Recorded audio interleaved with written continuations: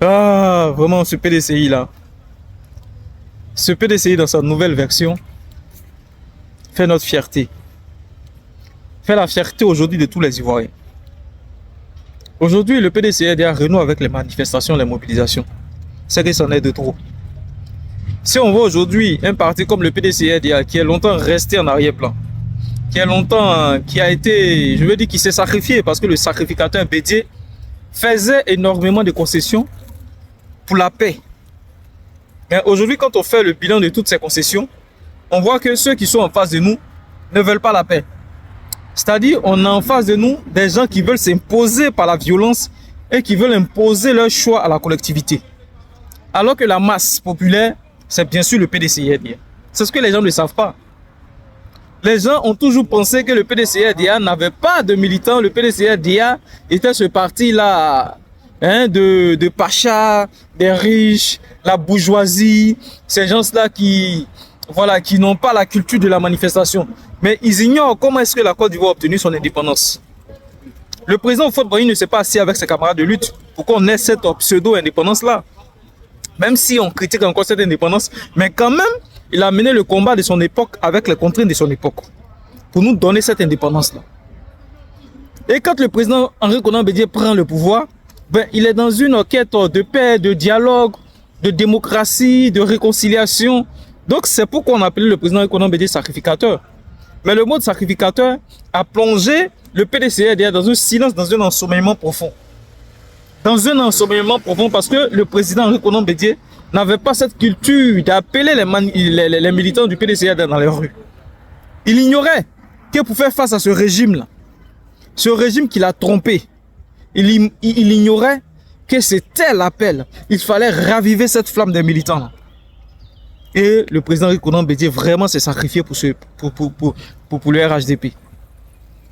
Mais nous voulons dire, cette nouvelle version du PDCI-RDL, nous n'allons pas accepter une quelconque bradation, une quelconque privation, une quelconque contrainte, un quelconque vol de notre dignité. L'achat des consciences qui a déjà commencé. Je l'ai dit, vous allez voir énormément de cadres qui vont jeter l'éponge, qui vont estimer que le combat il est périlleux, donc impossible d'aller à son aboutissement. Ne suivez pas ces derniers-là. Restez dignes.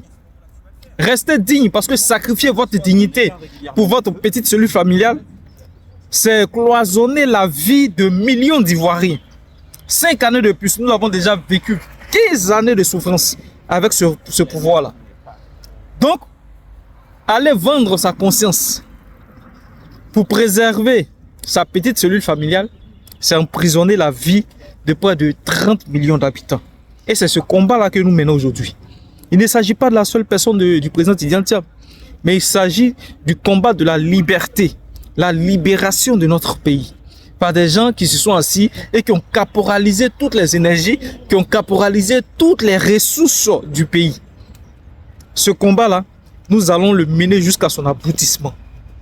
Nous allons le mener jusqu'à son aboutissement au prix de nos vies. Parce qu'il s'agit de notre patrimoine commun. Il s'agit de la Côte d'Ivoire. Regardez comment les militants du PDCI sont sortis massivement. Regardez cette affluence. C'est pourquoi je dis, il ne s'agit pas de la survie uniquement du PDCI-RDA, mais il s'agit également de la survie même du RHDP.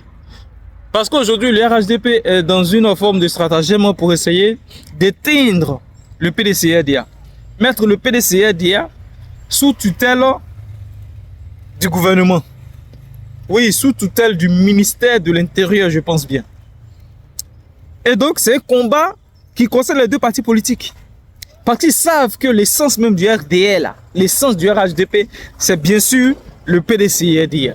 Donc, pour éviter une certaine immigration massive des cadres du PDCI qui sont au RHDP, il faut déjà essayer de perturber le fonctionnement du PDCI-RDA. De telle sorte que c'est un cadre fragile qui ont toujours privilégié la voie de la facilité, l'opulence. Face à cette difficulté-là, jette l'éponge et rejoigne donc le RHDP. Rejoigne le RHDP. Donc c'est dans ce combat-là que nous sommes. Préserver la vie du PDCI-RDA. Et aucunement, nous n'allons laisser des pseudo-fouettistes brader la dignité. Sacrifier la vie tout entière du président Félix Houphouët-Boigny qui a bâti ce pays avec son parti politique qu'on appelle le PDCIRDA. Tous ces usurpateurs du nom oufouettiste doivent être dépouillés. Ils doivent être dépouillés. C'est de ça qu'il s'agit. Des gens qui se font appeler oufouettistes et qui combattent le petit neveu d'Houphouët-Boigny, le petit fils d'Houphouët-Boigny. Des gens qui se font appeler oufouettistes et qui veulent la disparition du parti du père fondateur. Vous êtes plus oufouettiste que le PDCIRDA. Son parti, le RHDP, peut dire qu'il est plus oufouettiste que le PDCIRDA fondé par le père fondateur Houphouët-Boigny. C'est de l'instrumentalisation des consciences. C'est de la machination. C'est de la malice politique. Ce couvert de fouettistes, c'est de la malice politique. C'est pourquoi aujourd'hui je salue vraiment la mobilisation de tous les militants du PDC qui sont sortis massivement. Tous ces militants qui ont répondu favorable à l'appel de nos cadres. Il faut rester éveillé. Je dis, il faudrait qu'on reste éveillé.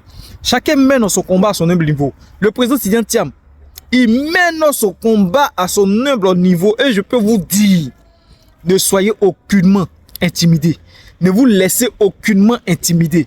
Aujourd'hui, toutes les caméras, toutes les lucarnes sont dirigées à l'endroit de la Côte d'Ivoire. Je lance également un appel aux forces de l'ordre, aux officiers des différents corps d'armée. Il y va aussi de votre responsabilité. Et vos responsabilités seront engagées parce que aujourd'hui, le RHDP compte sur l'armée de Côte d'Ivoire pour restreindre les libertés individuelles de nos populations. Il compte sur vous. Il compte sur vous.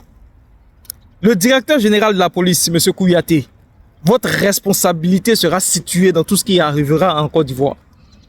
Apollo Touré Alexandre, commandant supérieur de la gendarmerie, votre responsabilité sera également située dans ce déséquilibre sociétal en Côte d'Ivoire. Et tous les autres chefs d'état-major, vos responsabilités seront situées individuellement.